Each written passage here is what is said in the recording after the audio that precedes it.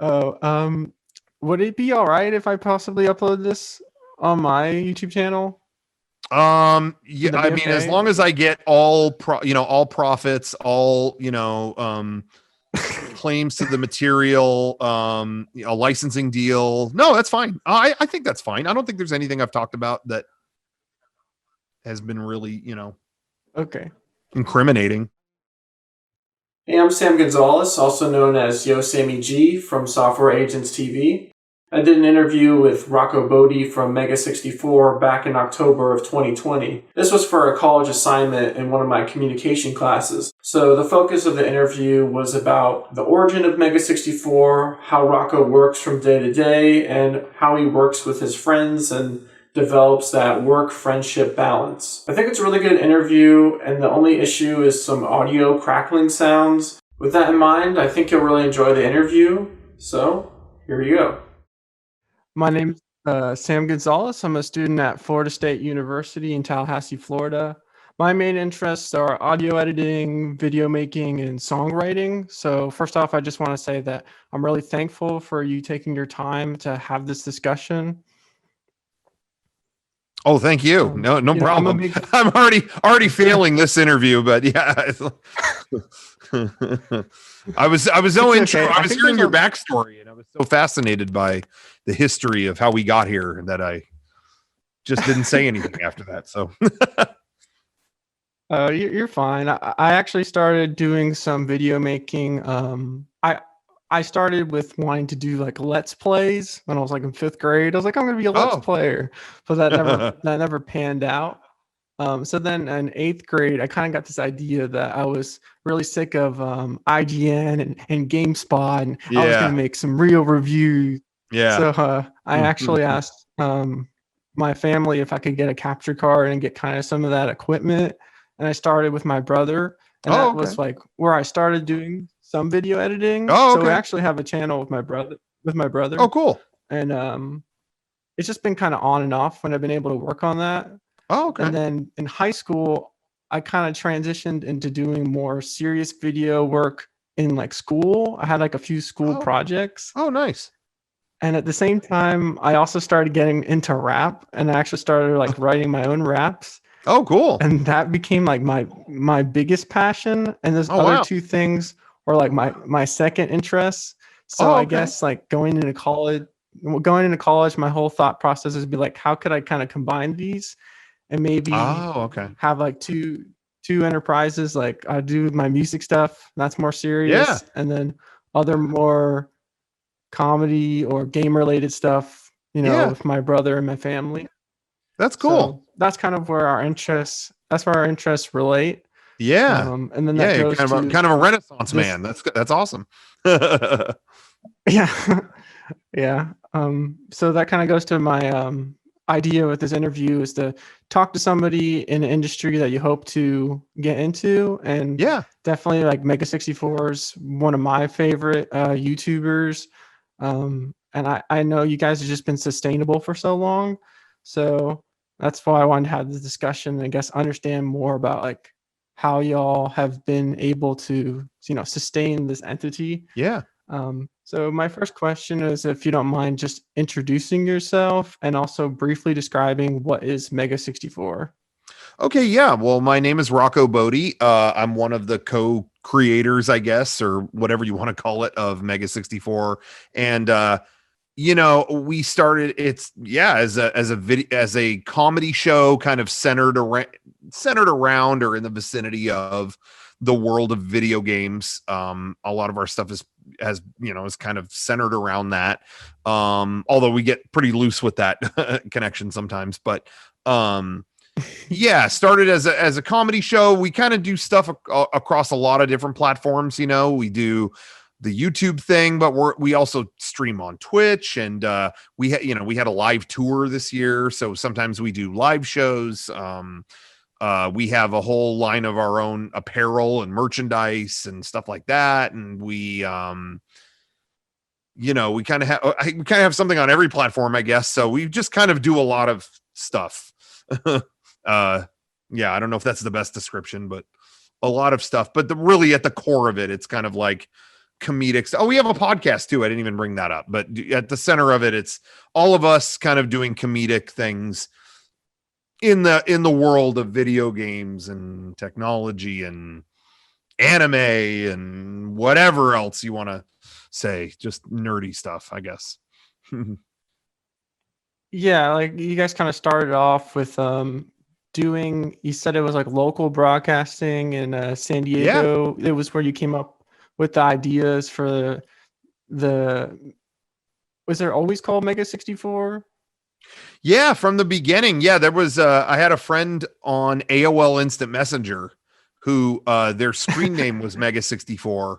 And I always thought I always like cool sounding names. You know, I always think that goes a long way to make you check out something. You know, there's some names that people will not watch it because of the name. And it's so petty.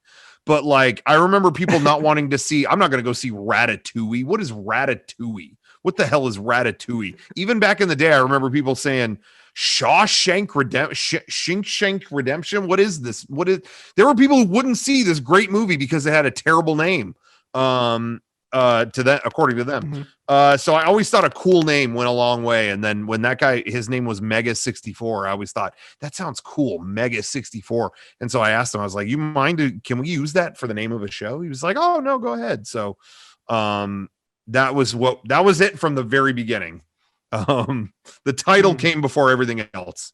So yeah, we stuck with that. And it started, it started, as you said, as a public access show. We, here in San Diego, and I think most cities, I don't know if it's still this way, but you had to have a certain amount of free public access time on television to give to the public to use for free.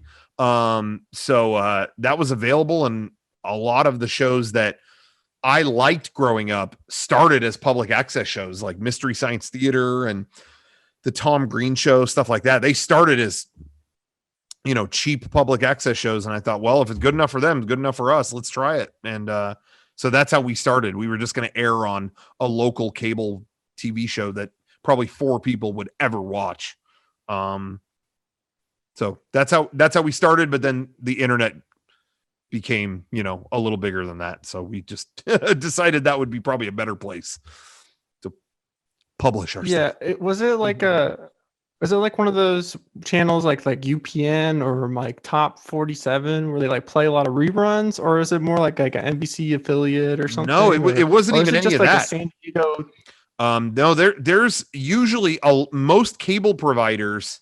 Again, this is how it was. I don't know if it's that way anymore. They used to have to dedicate one channel to just local, like, you know, anyone could air something on this channel if they gave us enough notice, you know. So you'd have a lot of stuff from churches, like, you know, here's a religious thing we recorded at our church. You'd have all kinds of weird stuff. Honestly, a lot of weird stuff. It's a public service because cable, or I think it's considered a utility or whatever. They would have to dedicate a certain amount of time by law to letting the public use their airwaves. So they would set aside one station for that. But I don't even think they're doing that anymore. So I'm not sure, but at that time, that's how it was. And so we would take advantage of that. We were like, okay, let's air, you know, you had to have at least, I think, 6 episodes of something to run it on there. Either you'd have to do a one-off special, and then you couldn't use the station again for like a year or something, or you could qualify as a series, but you had to have 6 episodes. And so that's what we did. We like, let's do 6 half-hour episodes. And we did, and they were kind of not that great. So I think later we put those, I think later we were making a DVD of those episodes and we cut it up to like, maybe those weren't the best. Let's make 5 good episodes as opposed to 6 not that good episodes. Which didn't matter because I think they were still pretty bad, but a little better than how they used to be. Okay. I didn't understand it. So this is like the San Diego channel.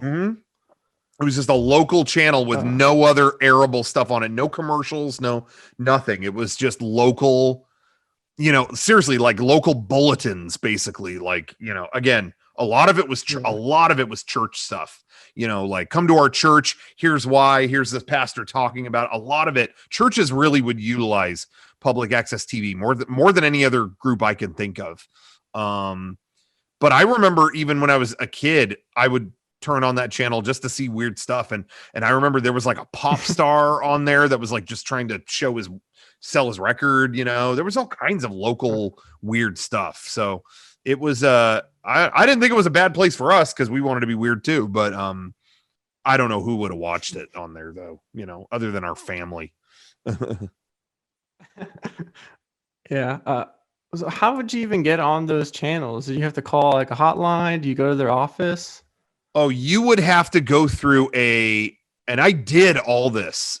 You'd have to sit through a couple different seminars on how to make stuff for public access. You had to go to a couple classes, basically, how to air on public access, the whole process of the technical stuff and what you can and can't do. You had to go through so many hours of that. And then once that was over, you qualified as a public access submitter, basically, you know, or whatever they want to call it, producer. And after you did all that, you could submit them and you had to give it to them on like a beta tape, not VHS or anything. It was a beta, like, it was, you know, a lot of stations use that before HD and all that. You have to put it on a beta tape. So even that was a huge barrier to entry, because how are you doing that? Like, most people don't have a beta deck in their house. But we were lucky. Sean's dad worked at a station that had those machines. So we got our episodes together.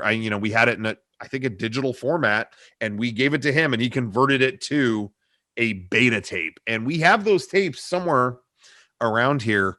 I think we must be one of the only internet shows still around that has our show available not only on the internet, but on DVD, VHS, and somewhere beta. I don't know anyone that could claim that.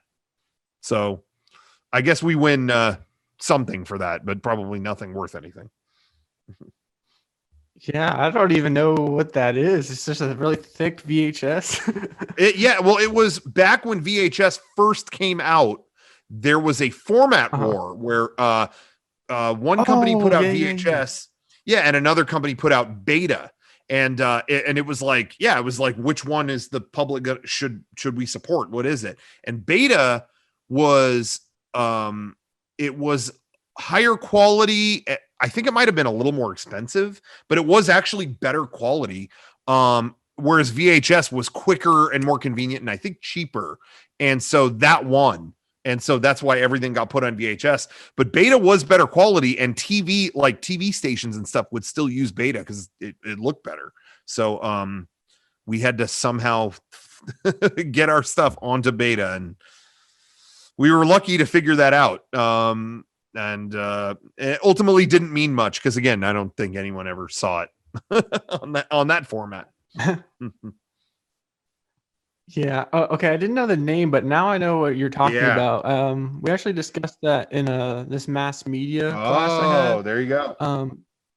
The thing about that beta format, it's like if you had Star Wars, you needed like 2 or 3 tapes to watch the whole movie. That's where like the big thing was. The VHS was more compressed or something like that, and that's why you could get the whole movie. And people were like, oh, we want quality, but consumers ultimately they want convenience. You know, like your mom or dad doesn't want to get up multiple times to watch the movie. They just want to pop it in, watch the movie, go on with their lives. So I know what you're talking about.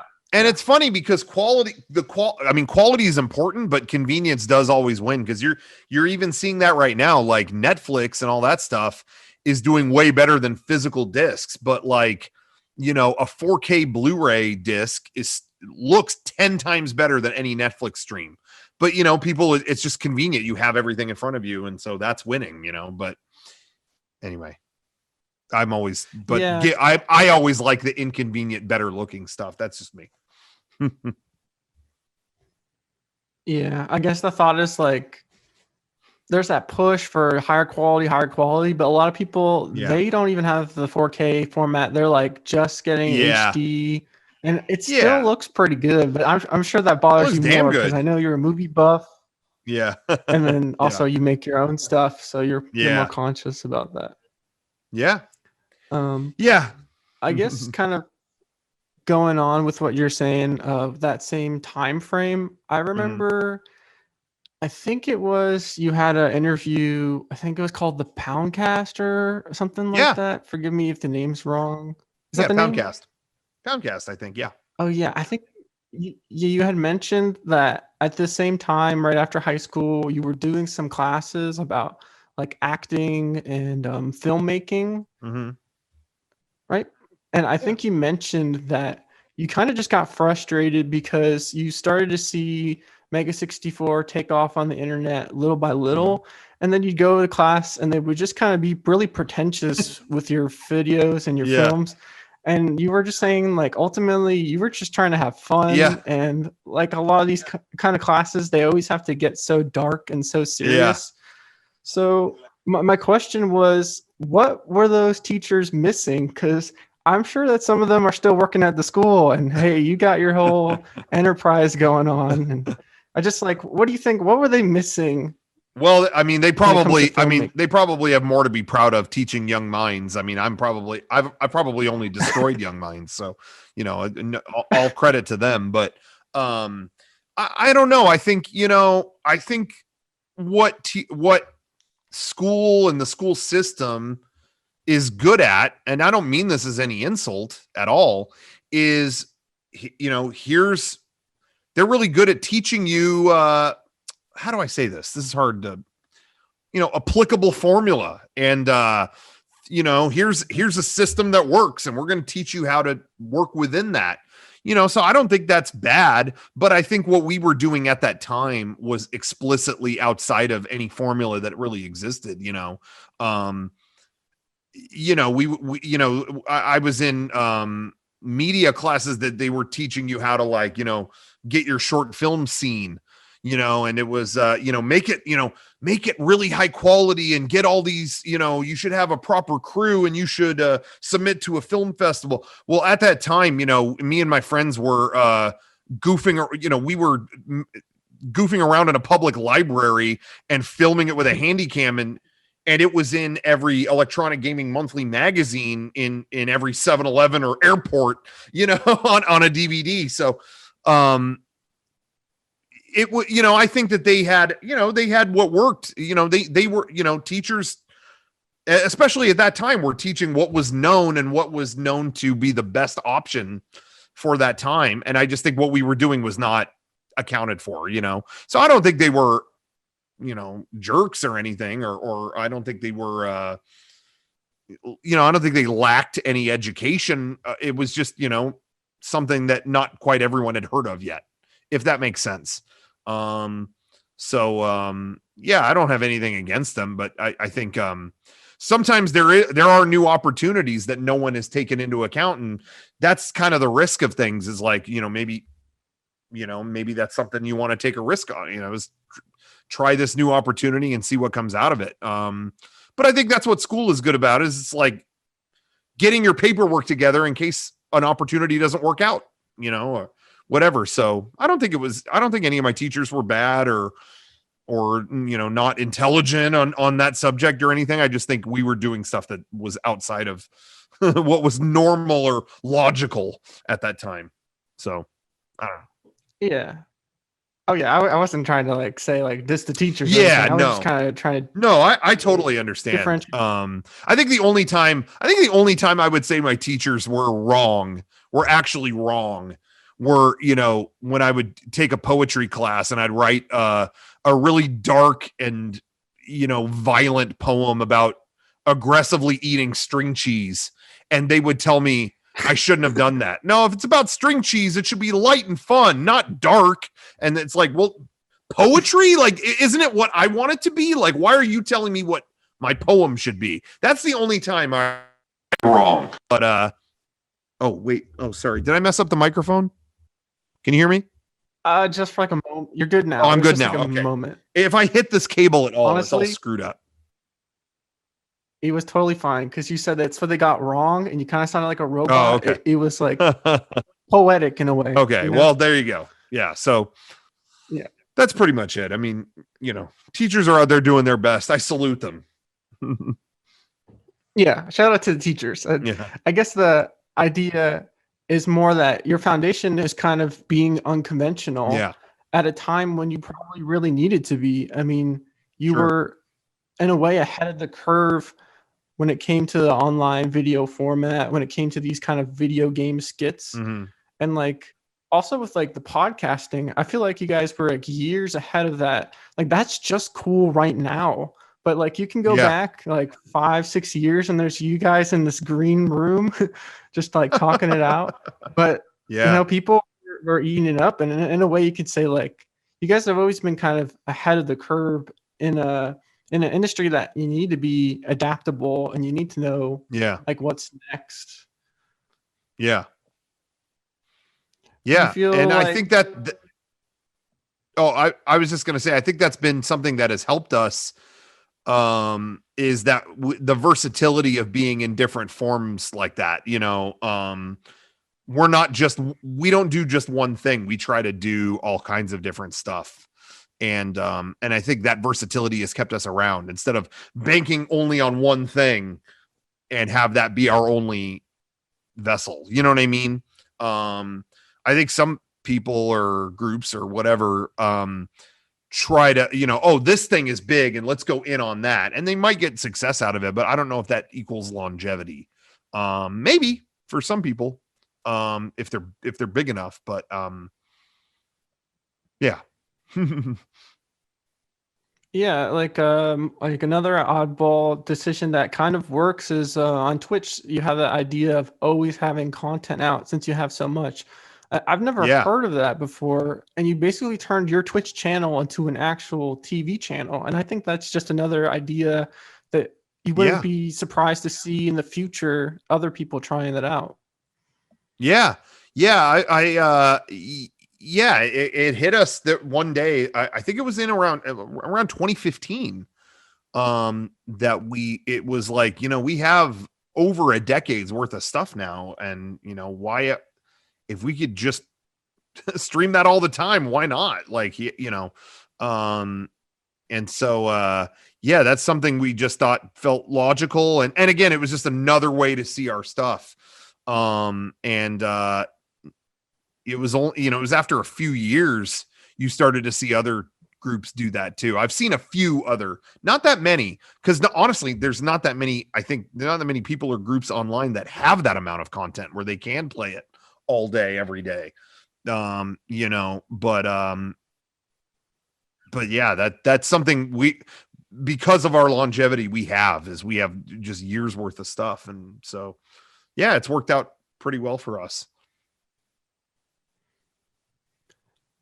Just moving on a little bit, I want to know, when did that transition happen to, oh, we're having fun in the library, whoa, this is really taking off? When did this become like really serious? How did you make this like your full-time job? Because I'm sure that you were in school while you were doing this, you were doing jobs you didn't want to do. Mm-hmm. How did that transition even happen, and how long did that take? It took a few years. We started in 2003, which is weird to think about, crazy to think about, but, we started in 2003. We were all working part-time jobs. I quit my part-time job. I worked at a video store. I quit a couple of years, or about a year in, around 2004, I quit to, cause I lived at home and I didn't really have any expenses. And I thought, well, with Mega64, our videos did well enough. And then we, after a year or two, we put out a DVD of our stuff, plus, all this extra feature stuff. And, that did well enough. I thought, well, the little bit that I make from this, I can eat. And I'll stay at home and I'm just going to work on Mega64 stuff all day, every day, and try to make that into a bigger and bigger thing. But the other guys, they had all moved out and they just could not afford to do that. So they continued to work part-time jobs. And it wasn't until about, I want to say later 2007, where we were offered a gig with IGN. They wanted us to do a couple exclusive videos every month, just for their site, and they would pay us like a flat amount. It wasn't like a huge amount, but it was a consistent check from them. And so we thought, okay, between this and all the other stuff we have going on, maybe we'll do a sponsored video every now and then, or maybe, whatever. Between all those, we could, barely, but we could make it as our full-time job, instead of working, these minimum wage other jobs. We should make enough doing this. And so that's what we did. So it took about 4 years for all of us, not just me, all the three of us, to do it full time. And I think it also helped that we around that time we were able to get a cameo from the creator of Mario, Shigeru Miyamoto. We just asked. We knew he was going to be in the United States and in California, and we asked if he could have 2 minutes just to do a cameo in our video. And I really think because he said yes, that legitimized a lot of our videos, because the video we did with him got millions of views, and it just added a credibility, and I think that led to our IGN gig and just added to us seeming a little more legit. And I think that kind of made things better on all fronts. So yeah, it took a few years, about 4, give or take, to do it full time. So do you mean that you found like his assistant or something? Oh no, we knew people who knew people that could reach out to them. We let the Game Developers Conference in San Francisco was a big game industry event, and we had let them play. We let them play our videos in their award shows and stuff that they did, just as for comedic purpose.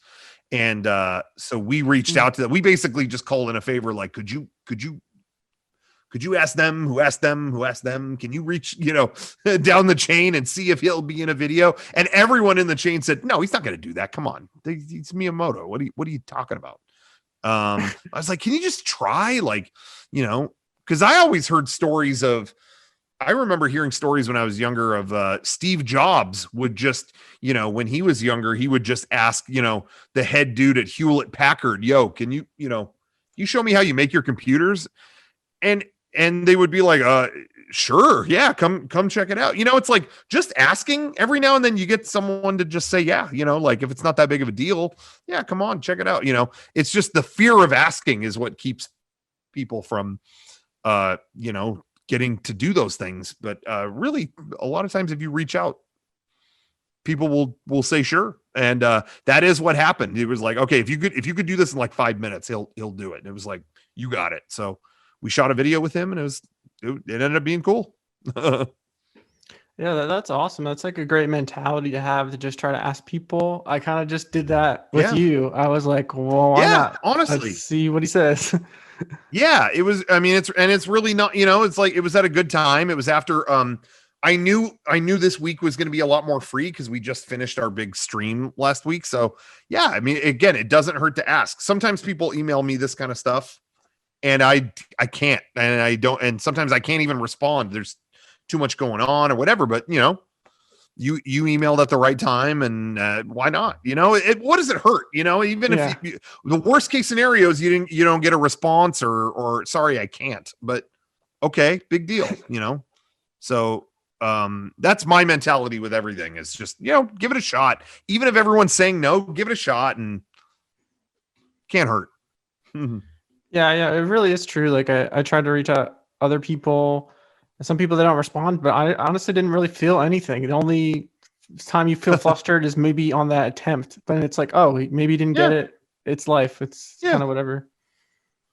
Yeah. So I guess I was just wondering, you mentioned the Miyamoto. So you've gotten a few opportunities to work with lots of different companies, but I'm not going to lie, Nintendo is the one that interests me the most. So okay. Mainly like the Reggie video is probably one of my favorite of all your videos. Like, I Oh, love thank you. how Mega 64 it is, but how Nintendo it is. And Yeah.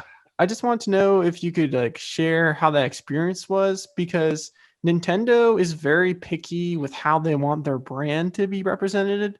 So that had Yeah. to have been like a huge honor to be like their big advertisement for Super Smash Bros, especially when that was just such Yeah. a big deal. I just want to know if you could like, share your feeling, and also did they just contact you, and how did that all come about? That was another thing that a friend of ours was kind of set that up. Like there was someone we knew from the past was helping them produce content. Like they wanted to do like, let's do some fun kind of cool videos to promote our upcoming E3 event, and what we're planning for E3. We could, what stuff that we could produce. And the person that they had hired to or were working with to produce that stuff, they knew us and was like, hey, look what these guys did. I think at that point it was in like 2014. I think we had just done a video with Ken Kutaragi, who created the PlayStation. Ooh. And we got real wild with that one. We made it look like he starred in his own action movie. And I think that had just come out. And so it was like, hey, look what these guys can do with a special guest, and not a lot of time, I think one thing we've learned to do is work fast with a small crew. So they pointed that out, and they were like, look, without too much time commitment, they did this. So why couldn't they do something similar with Reggie? Like do something really crazy with the president of Nintendo, Reggie. Like, we know he's strapped for time, but without much time, I think they could do something kind of crazy. So they were like, hey, if you think so, we'll trust you. Like seems like they do good work. And so they hooked us up, and that was it. Nintendo's PR person at the time was very open-minded. Like, hey, we want something crazy. So yeah, think big and let's do it. If we, see what happens. And we were at an airport. We were coming back from like PAX or something when we got those emails, and it was like, oh my gosh, this is crazy. And so they were like, come up with some concepts and get back to us. And I fell asleep on the plane. And I had a dream that, Reggie, the president of Nintendo, he's kind of a big dude.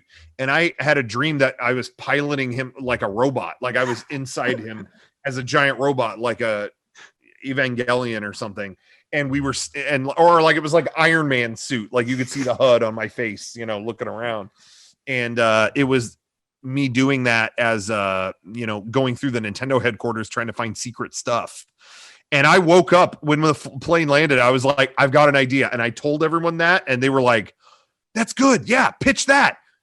And so I said, well, we could send you more, we could pitch more ideas, because a lot of times companies want to hear a few ideas, not just one. But I was like, but let me just give you this one now. What if we did this? And they immediately responded just like, yep, sounds good. That sounds, Reggie's down. Let's do it. And so it's really trippy that video came out and turned out pretty much the way they gave us real freedom with it. Honestly. There were things that we were limited on. Like they were very strict about like using pieces of music, again, because they are so picky, it was like, oh, don't use Star Fox music because, we're working on Star Fox for the Wii U, and we don't want people to dig in too far about that, or, whatever. There were things like that they were kind of strict about, but in terms of the creativity, they were very open. It's pretty much exactly what I dreamed on that plane. So it is really trippy seeing that video out and about still, because it really was something. It came out of a dream, and then suddenly we were recording it.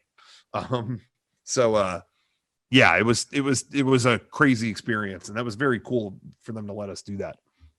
Yeah, that's awesome. You literally just put your vision to life. Like not even a pun. Like I guess that's no pun intended or whatever. That's just, yeah, that's crazy. That's the only way you could have come up with that idea, because the idea is just wild, but it works so well. Yeah.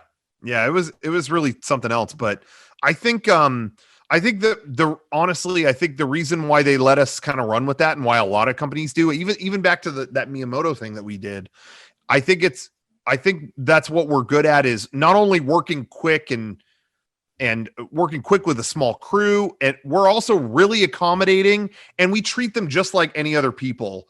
You know, like, I don't get me wrong, like if I see Hideo Kojima in the room, I'm a fanboy of that guy's stuff, but I think we're very, easygoing with, like, you're just another creative person like us.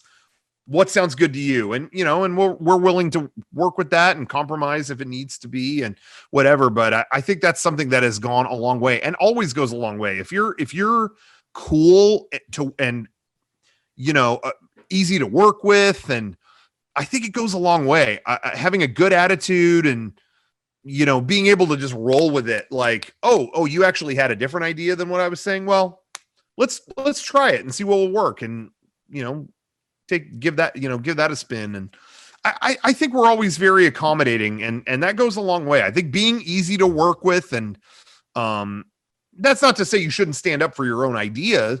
And I think we do that, but we also don't get married to something that can't bend one way or the other. I think, being collaborative is always very, very, goes a long way. So I think that's why people are always willing to work with us like that. And that's always helped us, I think. So it's like your work ethic, your way to collaborate, but also that persistence and that thinking outside of the box. That's probably like the perfect blend of attributes that you would say represents how you guys work. Mm-hmm. Yeah, I think I think the industry is kind of, or I shouldn't say the industry, but I think the world really is, I don't know, like, you could be the uncompromising jerk. I feel like there's a lot of people in the past that are that, and they do all this stuff, but I feel like there's less room for that now. I think people just want to be creative with other like-minded people who are going to be responsive to, try this. What if we try that? What if we try this? I think, I don't know. I think there's, in a place, in a world where there's maybe, always kind of limited opportunities to really explore creativity. I think we want empathetic people and people who are, again, willing to try stuff. And, I think, if you're cool, people will be much more likely to work with you, so that's really taken us a long way, I think. Trying to be cool. Yeah. So, and another sense would be like relationships. It just seems like building strong relationships has been another key to just keeping you guys thriving and providing more opportunities. It's kind of like a snowball effect. Yeah. If you're cool, then they're more likely to recommend you for something else. Yeah. When you were talking about collaborating with other people, another big collaboration that we didn't really talk about was the T-shirts and all the clothing, because I know that you have to work with different artists. When did the T-shirt merchandise begin? And do you have like a few artists you always work with? Yeah, well, so early on, I mean, when we were doing our videos, it was like, it would be cool to, we had a friend of ours one Christmas, I want to say it was like Christmas 2003. So way back in the beginning, she made us Mega64 t-shirts just as a gift. And it was like, oh, that's cool. Like, wow, that's really special. Like, that made me feel really good. Like, oh, a Mega64 t-shirt. That's awesome. And then it was like, yeah, other big things on the internet, they sell shirts or, whatever.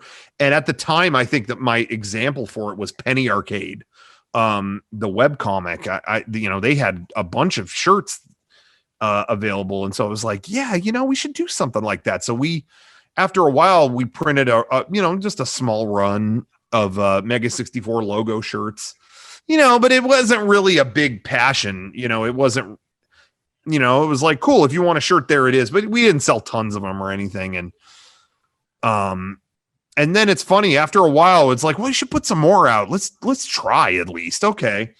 And, but the three of us, you know, we were pretty compatible when it came to writing videos and stuff like that, but we never agreed on what would make a good shirt.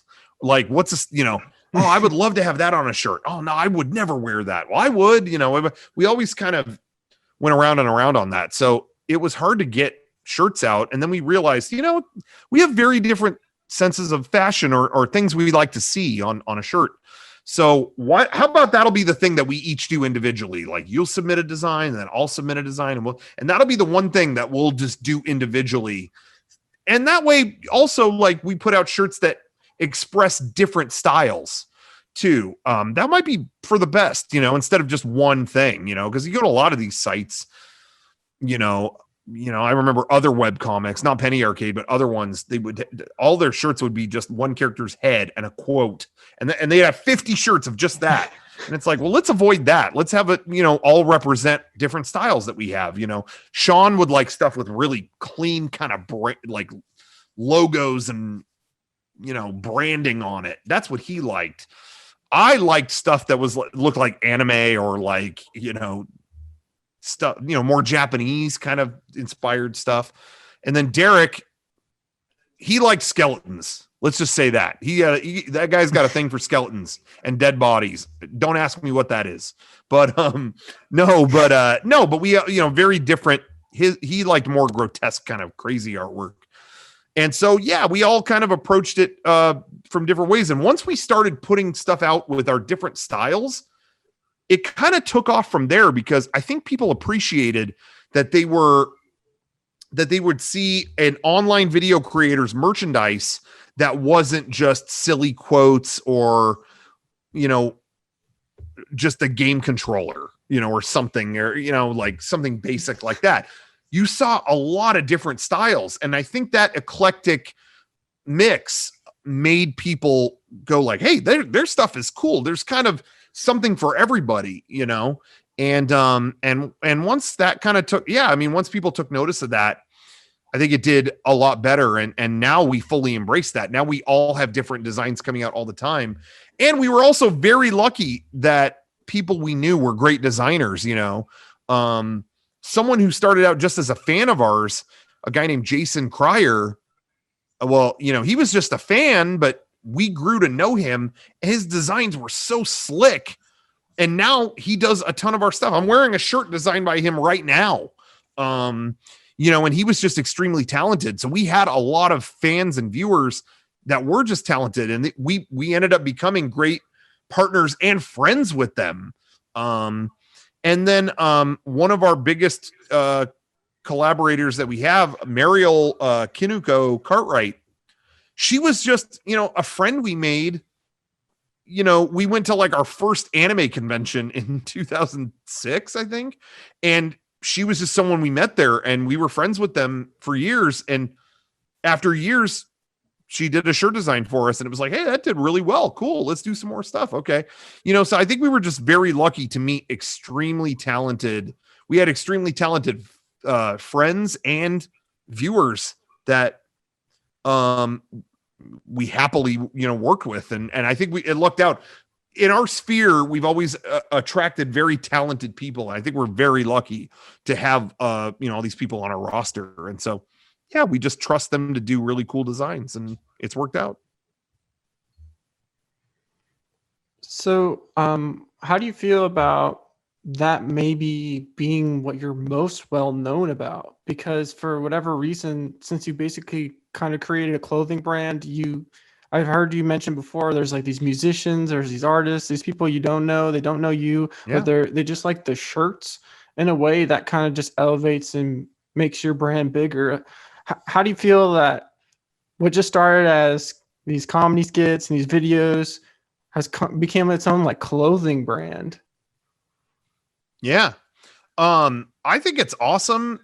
Again, you know, our passion is kind of like is filmmaking, and you could say, you know, that's our primary thing. And so anything that brings people to that is awesome. But I think it goes even further than that. I think in general, you know, creativity is our passion, you know, and creativity comes in many forms, and you know, clothing is one of them. You know, honestly, like there are designs that, you know, come from dreams that we have, or you know, other clothing that we're inspired by just walking around the street, and you see something and it's like, man, I wish we had something like that. What would be my spin on it, you know? And it comes out of that, you know. I think, you know, Mega64 being this one house for all things creative, I think is awesome. But again, like, it all started with filmmaking. I love making videos. That's, you know, still kind of I guess the most passionate part of it. And it does bring people to that. And again, I think there's no better advertising for something like that than a really awesome article of clothing, you know, that isn't embarrassing to wear. You know, if it was just a screenshot of our video, well, I shouldn't say that because we have done that before, but if it was just, you know, if it was something with just a quote or a really embarrassing screenshot on it, I think it wouldn't go as far. I think having something that people feel comfortable wearing and actually feel cool wearing, and it exudes a sort of confidence that I think is attractive to people. I think people see that and go like, oh, what are they all about? And, you know, if that takes them down the rabbit hole to find our videos, awesome. But if it just ends at the shirts too, I mean, hey, we you know, I think, you know, they're still buying into our creativity, and I'm stoked about that. So yeah, I think, you know, it's just having it all being all part of one thing. It sounds cool to me. Yeah, that's awesome that you can just always branch out different ideas. And I guess in a way, anybody that's into filmmaking or just being creatives, you know, sometimes we have blocks, and sometimes you need a new project to get back to what you're working on. Yeah. So, you know, maybe the clothing is a way that you can just kind of release, oh, I have a simple idea. Yeah. I just want to get the shirt out. Yeah. Kind of helps the, you know, ideas flow. Yeah. But again, I really do think that the best promotion for our name and for whatever is having cool merchandise like that. I mean, I think it goes a lot further than just putting the URL, you know, or making a shirt into an advertisement. I think the best advertisement is just something cool, you know. I would rather have a striking design be the reason that you heard about us than a URL slapped on a bumper sticker on someone's car, you know? So I think that's just our mentality. Do cool stuff and people will check you out. Yeah. Do things cool, but also just like do it the right way. I say, yeah, if we're going to commit to t-shirts, we're going to go all out. Yeah. Doing everything the right way. I think that goes a lot further than just handing out a flyer, basically, you know? Yeah. I guess going on to expressing yourselves in different ways and just creativity in general, how do you deal with having a block or a creator's block, or maybe having some burnout? Like, what do you do when just things aren't going right, or, you know, you just gotta get sweaty in the editing room? Like, what do you do? You know, to like get back on track? Yeah, I honestly, like, the best thing that I always feel is like, sleep on it, you know. Don't push it too much in the moment if you're able to, you know. Obviously sometimes there are deadlines that don't allow you to do that, but I always feel like, you know, don't force the issue just because you think it needs to be now. If you can afford to do it, sleep on it, and you will be surprised that the next day you have a fresh take on it. It's just like beating a boss in a game. You could do it 100 times and fail, but, you know, you could like go take a walk and like get something to eat, and then you come back and you beat it the first try. You know, I think creativity works that way a lot. You know, if you can afford the time, go do something else and come back to it. I think it always works better rather than forcing the issue, you know, and I think that goes for a lot of things in life. You know, yeah, it might get done quicker if you try to force the issue right now, but I think you'll get better work if you leave it for a minute and come back. You know, that was one thing that was nice about having, you know, it doesn't matter now, but having an annual pass to Disneyland, you know, you know, we live fairly close to it, and it's like, hey, you know what? I'm having trouble writing this video. you know what? Maybe I'll write it. Maybe I'll go down to Disneyland and like jot down ideas on my phone. And then I get burned out. I'll go on a few rides and then I come back and, it's like I went somewhere else for a few hours, and then I can come back and I have a fresh take on it as opposed to sitting and straining on it, but that's just me. I don't know. But I think in general, just sleep on it, take a break, do something fun, something that, fills you, the fun gauge or fills some kind of enjoyment within you, and then go back to it. Okay, that's really interesting. Like most people would just be like just going for a walk, but Yeah, you're just riding Dumbo, thinking of the next Metal Gear video. anything that fills that the part of your mind that it stresses the hell out about that stuff. Occupy that part of your mind with something else. Even if you go to a concert or something, that part of your mind that stresses out is, I mean, don't get me wrong, you might still be stressing out, but at least part of your mind will be occupied with the music. And then, you have another part of your mind that's able to wander and collect ideas again, or go for a drive. Even going for a drive goes a long way. Because again, part of your mind is now focused on the drive and it lets the other part wander. And it's that wandering where you start picking up ideas, and so I always recommend getting occupied with something else. It lets your mind wander. Let's, collect more ideas that way. I don't know if that makes any sense, but Oh yeah, I totally feel you. It's just like having a mental refresher. yeah. How often do you feel like you need to do that? Are you doing that every day? Like, are you working to a point you're just like, I'll go for a walk, or is that like no, not necessarily every day, but days where you have a lot of creative things to when they start stacking up. If you have a lot of stuff where you need a lot of ideas and they all need to connect in a certain way and work together in a certain way, that can be very hard to balance all that. So, in those cases, sometimes breaks are good. But it might not necessarily be every day. Once you're on the path, hopefully you don't have to, step away too much. But, yeah, when the writer's block gets really bad, I guess, it helps to take a break.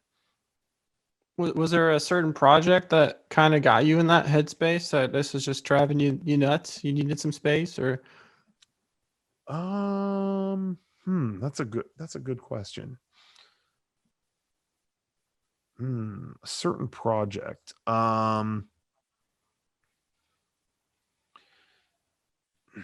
trying to think. I know I have one. I know there's one in the back of my head. We've been asked to do presentations for, we've been asked to do presentations or promotional material for companies before, mostly in the video game space, but other companies too. And, and they'll tell you, we want you to be really creative, but you also need to mention these certain things. And you also need to meet these kind of quotas in it. So be creative, but you do have to hit those things too. And sometimes merging the two worlds can be very hard. Like, how do I make myself happy and them happy? I think sometimes, so I don't know if that's not a very specific example, but that's when it hits the most. How do I fulfill myself while fulfilling someone else's needs? But that's hard to figure out in life in general. So, I think times like that, you need to take a step away, get some perspective. It becomes like a creative speed bump, like maybe something else you had in your head, but you're like, oh, this is what I want. Yeah. Oh, they want that. Yeah. You have to like reel yourself back Yeah. a little bit. Yeah. You can't just act on far. the impulses that you have. You have to, meet what they're looking for too. So, yeah. I was also interested, like, what is your day-to-day? Is there a routine? Do you have a schedule? I've seen that like Sean has a whole schedule on how he does like his school Zoom learning. So I was wondering, like, how is your routine on how you work for this? Like, video by video. You just mentioned, I have to do stream today. Is that just every Thursday? Like, yeah. How does that work? I mean, we have our our day-to-day schedule on stuff we need to do together. at our studio. But we also, there's a lot of things that we each have to do personally. We each have our things that all of us, we have personal goals too. I do a lot of the social media for Mega64, and I have my own stream on Thursdays. I have certain things that I do creatively, and we all do differently, separately from each other. So we meet every day, and we have a certain set of hours that we'll meet face to face. And sometimes it's longer if we have like a lot to film, and sometimes it's shorter if we don't. But then like on, certain days of the week, we'll say, hey, we don't need to meet up. We're each individually doing something. Maybe I'm writing, we're doing a Dragon Ball Z video, let's say, and I need to write that because I'm the Dragon Ball Z expert here at the studio. I don't know if that's important for you to know, but it should be on the record. Well, look, you gotta check them out on my shirt. Oh, there you go. I think I have that same shirt somewhere. So I'm in good company. But so, that might be something that I'm writing. So, I'll go and do that on a certain day. I'll go do that. And, maybe Sean's handling stuff with the merchandise with Kevin here. And then Derek is putting stuff into a script form, sometimes it's like that. But in general, we meet every day, and we'll at least start. And then from there, we decide where we need to go. If we need to stay together to figure stuff out, or break apart to kind of handle stuff on our own, so, and some days, some days we could be here. I could be here for just a few hours. And then other days it's like, I'm here till 3 a.m, and it just, it all kind of balances out. Yeah, it's because we do so many different things. There's very different demands, so it's not always consistent. So we just do our best and try to do it as efficiently as possible. Do you have days off, or does every day literally mean you guys meet 7 days? No, I mean, I know you said there. Oh, what's that? Sorry, I was saying, like, I know that you were saying that there are some days you're like, oh, we don't meet. Yeah. But do you guys like not work on a Saturday, or you just take it day by day? Yeah. I mean, it just depends on what's going on, but usually, we'll take, if, let's say on a Wednesday, typically on like Wednesdays, we'll have like, okay, well, let's individually do stuff. But if that's not the case, if it's like, hey, we took care of everything, then we'll just, then we got Wednesday off, and then we'll come back Thursday and do it, Saturdays are kind of the same thing. We'll reserve some time, or, like, hey, if we want to get this big thing filmed with lots of extras or whoever, Saturday's a great day to do it. But if that's not the case, hey, let's take that day off, and then if we do that, we judge it on a case by case basis. If we feel like, we ended up putting in a lot of hours this week, then it's like, well, then let's not come in Monday, like we do have a good versatility, with that. And we're very lucky to have that, but running our own business from top to bottom, it does give you that freedom to where we can kind of, do that. We try to plan it far enough in advance so people know about that, and can plan accordingly, but yeah. So basically, like how you had the stream last Saturday, you didn't do the main podcast on Sunday. Was that the day off? Would that be a good example? Yeah, that's a perfect example. We went hard on that Saturday stream. So we, I was just like, okay, we know we're not, we've streamed enough for a lifetime, let's all just, get some rest on Sunday instead of, trying to fit in another thing. It's just, again, we take it on that basis. If we think we're going to go all out at a certain point, let's balance it, and let's try to make it, to where we're not snapping under the pressure. Burnout does happen, and we try to prevent it as much as we can. I mean, you're always going to get burnt out working full time on anything creative. I think that's just inevitable, but but at least, we try to attempt the physical burnout. We try to attempt to curb that where, as best we can.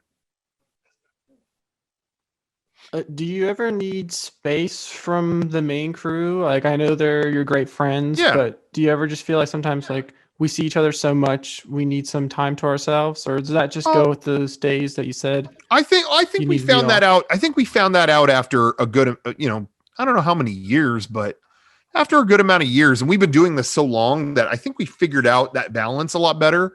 Again, I have FaceTime with these guys, just about every day.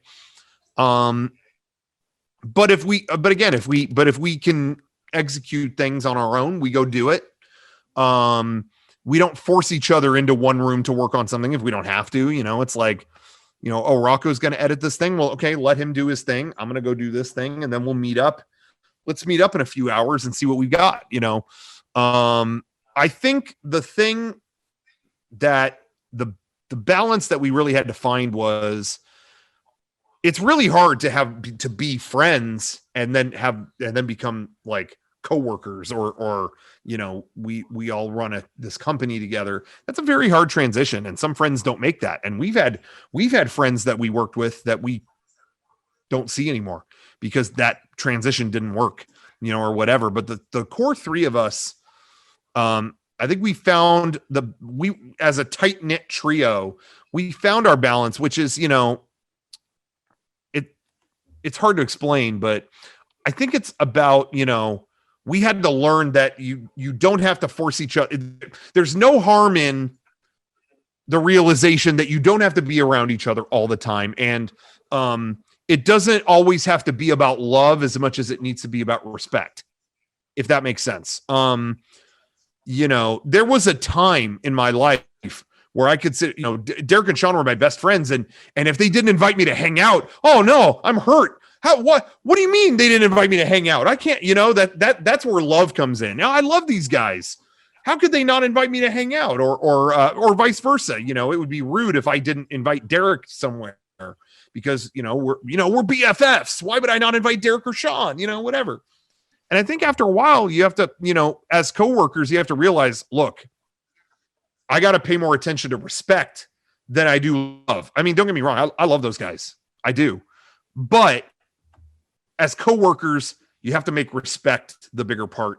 Hey, we're working, I filmed for 14 hours with Sean. I got to respect his space. He's got to go hang with his family. I'm going to do that for me. We all had to kind of learn that balance. It's okay if, they don't see me for a couple weeks, if we take a break during Christmas or something, we're each doing our thing. We don't have to see each other during that time, stuff like that. It's more about, respecting each other's boundaries and just, not feeling like because we have a love for each other that we have to see, we've got to hang out after we work on something. We've got to do this. You kind of have to let go of that. But again, that's not to say we're not friends. I mean, I'm still, when the new Star Wars came out, we all went together, but it isn't out of like, we have to, because we're friends. It's like, no, we do it because we want to, I think we found that balance. We've done this almost 20 years. So, it took us a while to figure that out, but I think, we found that. And, we try to be as respectful as we can.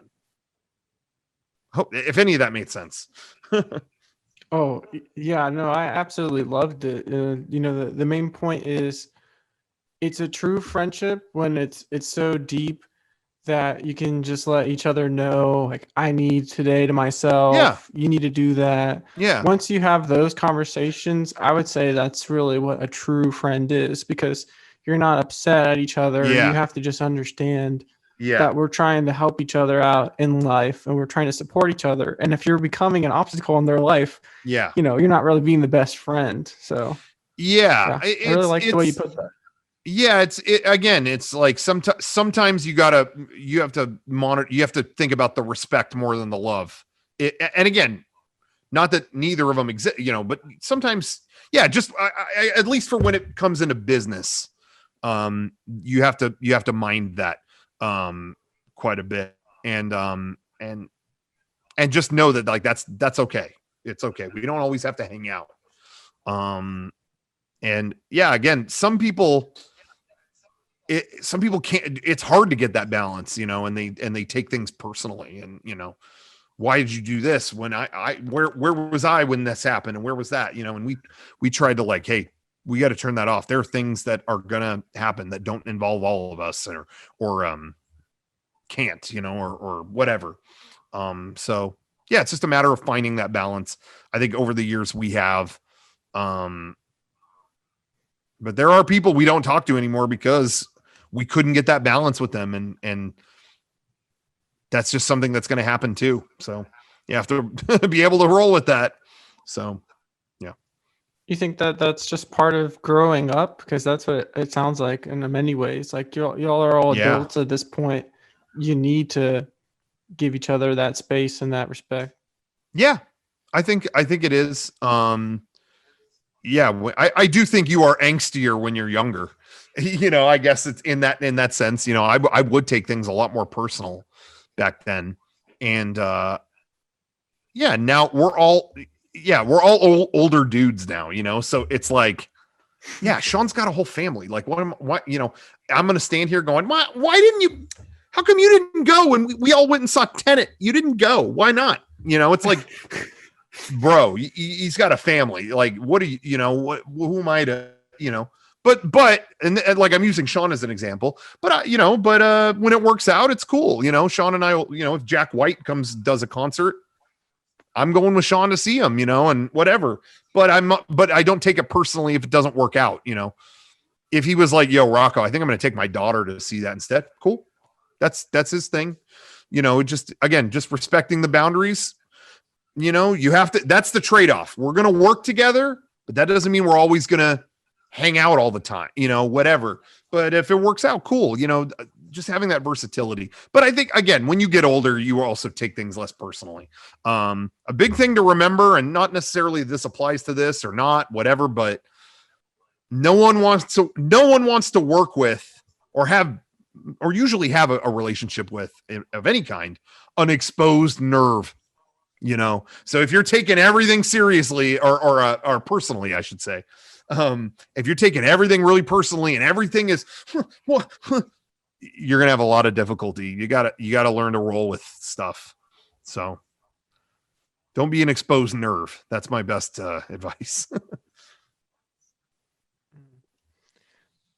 Yeah. To go on with the business, since you were talking about that. Yeah.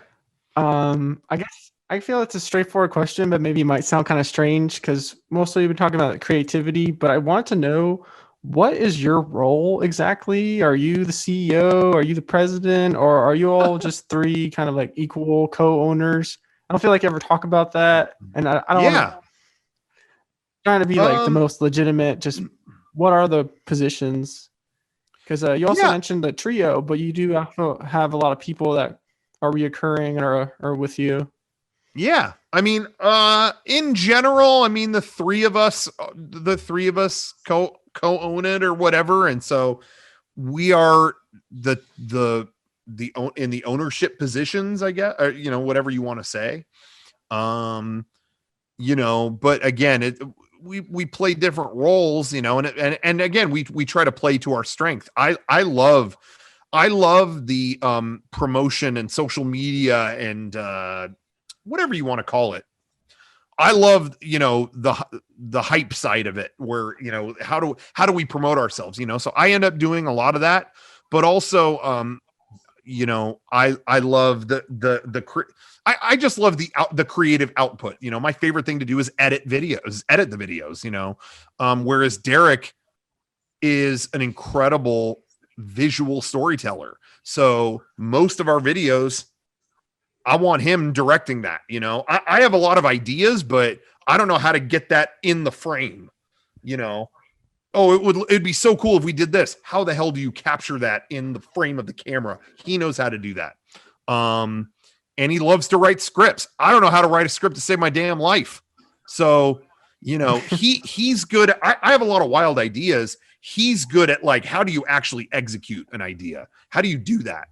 You know, and put it on the screen or the printed page. He's excellent at that. Sean is phenomenal at making how does the idea become exciting? You know, okay, we have this idea. Yeah, but wouldn't it be cool if you did it this way? Sean is really good at packaging that up, whether it be videos or our merchandise, you know, and he's really good at kind of at making those things accessible and making it what's the most exciting way to do it, you know, and you know, he has a ton of great ideas and he's really good at that. And so we all play different roles creatively, but in terms of the actual business, you know, the three of us are the owners, and then, you know, and then everybody else is kind of, we is kind of like, who's the best guy for the job. And we have, you know, and we have them specifically do that.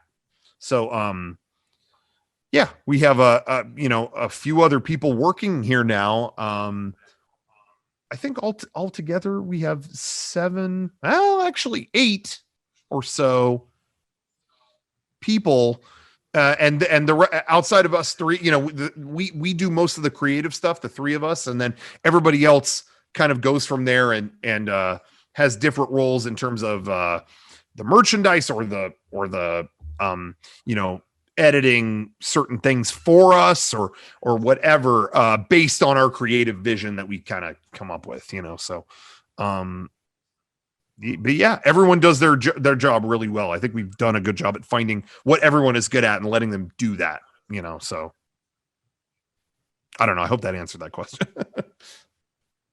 Yeah, it sounds like you guys don't even have your egos when it comes to that conversation. It's really just, we're a team. We know what we do.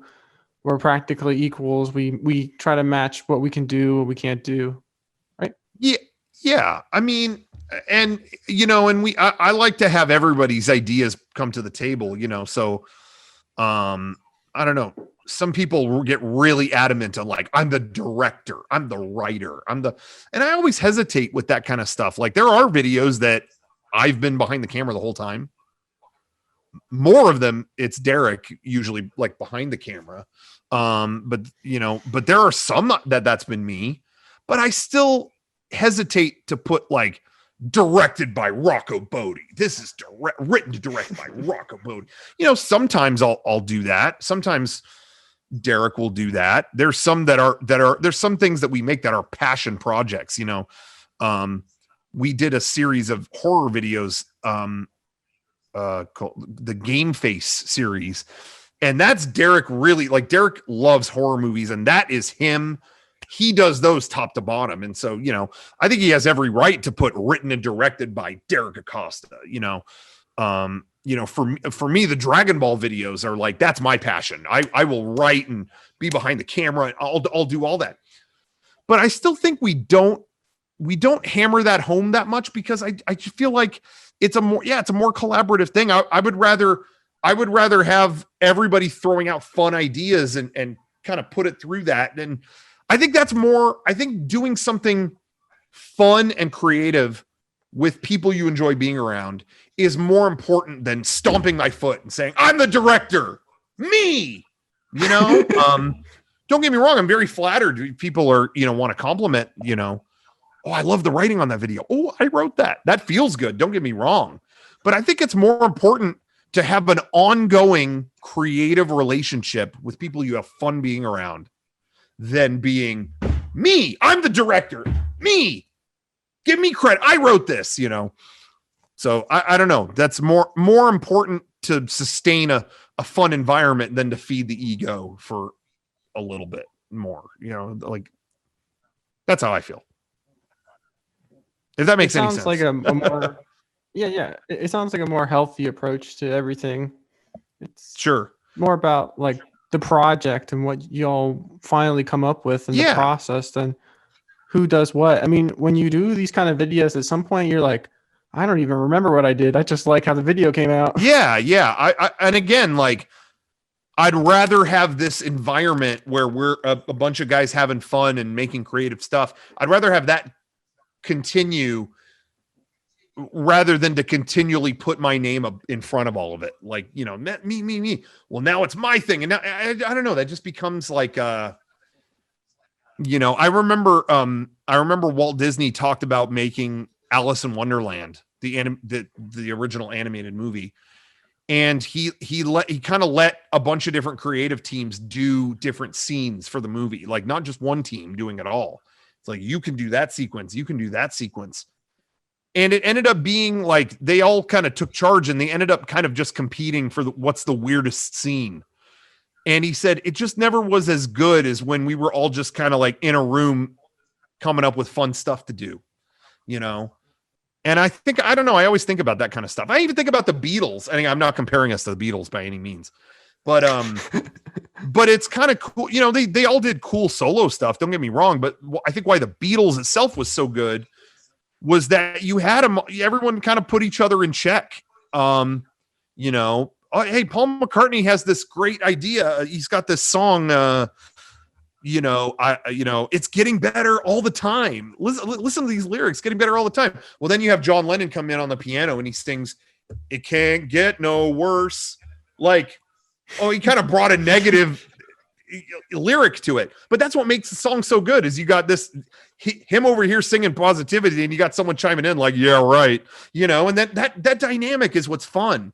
And you know, I'm sure I could do a lot more of my own, you know, raw ideas on my own, but then I don't know, but then to have that never put in check, I don't know if that's as fun, you know. Maybe now and then it'd be cool, but I don't know. I think creative people kind of bouncing off each other, that's what's cool to me. I think that's always going to get even if I don't get my way sometimes and I'm mad, I think ultimately you're still going to get a more interesting product.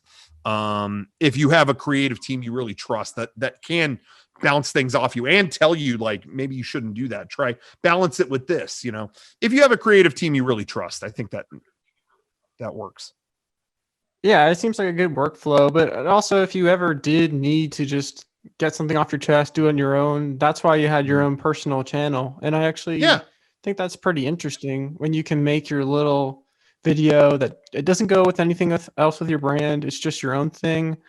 How do you feel like, in a way, that is its own brand, that channel that's just kind of goofy, it gets relatively good attention and good views. And sometimes I think it's just a video you'd only find on that channel. Mm-hmm. When did you start doing that? I guess that was your personal YouTube channel, but I'm sure at some point you've noticed that it's its own little niche brand of people who really want to see you talk about toys or have a goofy skit about eating food. Yeah. I try to base, you know, when it comes to my personal channel, my philosophy with it is just kind of like basing it all on my own impulse. You know, what's something, I want to show these figures I bought. Yeah, I had an idea to, do a really terrible country Western song. Yeah. You know, little impulse things that maybe don't benefit anyone but me.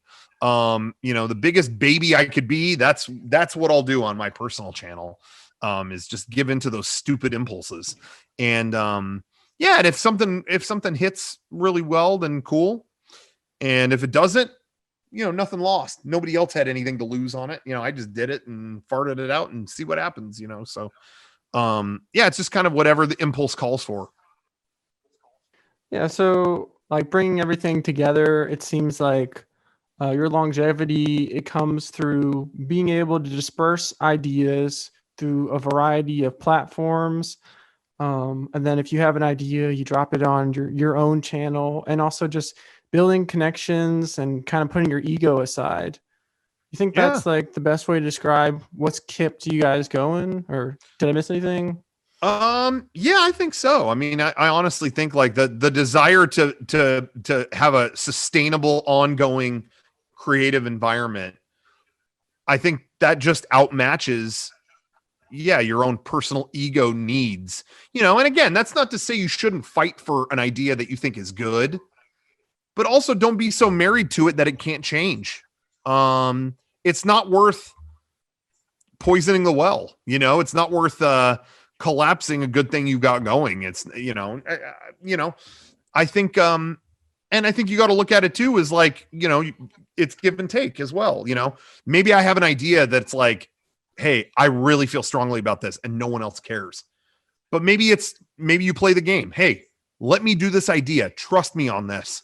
And then that idea you talked about, I'll help you next week.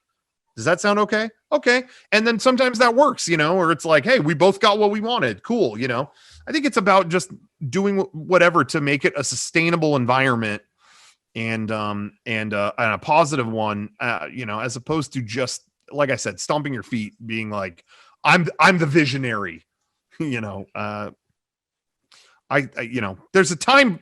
be a time for you to be a visionary. If you have an idea good enough and you've helped everybody else, they'll help you, and vice versa, so I think if you make that environment good enough, you're going to make something you like anyway. It's going to happen. Just be patient and do a good job and be cool, and people will always want to work with you and help you achieve. So, yeah. All right. I guess with my final question, I wanted to say, thinking in the future with all this longevity that you have, where do you see Mega64 in 10 or 15 years? What do you want it to be remembered for? If for whatever reason, maybe it retires, or what kind of legacy would you like it to leave off with? Yeah, well, I think really I see us, this year was a very formative year, formative in a lot of ways, because of what happened with the world. We had to think outside the box. And it's funny, like we had our first East Coast tour this year, which is insane to think about that a tour happened at all. But we really got in touch with live performance again. We all met in theater, that's how we first met. And we hadn't really done theater much since. But doing live shows earlier this year, it got us back in touch with live performance and how much we enjoyed it. And then once everything shut down this year, we started doing live performances again on Twitch, with doing these kind of bigger streams where there's like kind of a theatrical side involved. And that's been somehow one of the most successful things we've done in the last 20 years. Or 17, however many it's been. So, I see us kind of evolving that format and doing more live stuff. Hopefully the world opens back up again. We can do another actual live tour. I think we really got in touch with something new with that, but we also want to continue, doing all kinds of creative stuff. I think that's been our secret, is not just doing one thing, doing lots of creative stuff. I know we'd love to do a full feature length movie that is not based on anything we've done before. So I see us just continuing to do more creative stuff in fields we haven't done it in. And as for what I'd love for us to leave behind, I would love for people to see an example that it can work. You can do something creative on the internet and have it flourish and become a lot of different stuff and have longevity. Not just the flavor of the week that blows up big and goes away. I think the real testament is how long we've maintained being friends. And, our stuff is made by the same group of people. We didn't hire some team of writers and then go on vacation. It's us making stuff that we believe in, and you can do that and stay independent and have it work.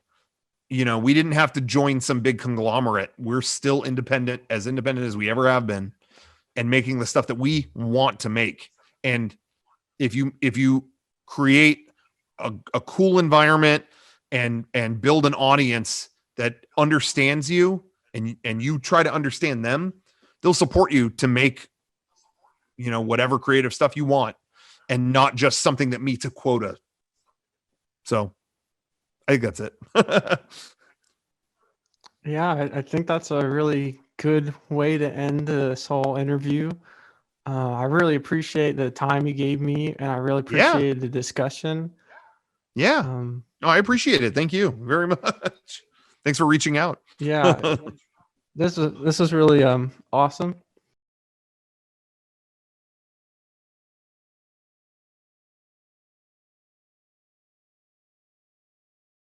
Okay, Borat 2 just came out on Amazon, so I might have to pause and watch that real quick, but then I'll be back. I'm just kidding. I'm dying to see it. So let's wrap this up in about 2 minutes, if that's okay, and then I can get back to Borat. No, I'm just kidding.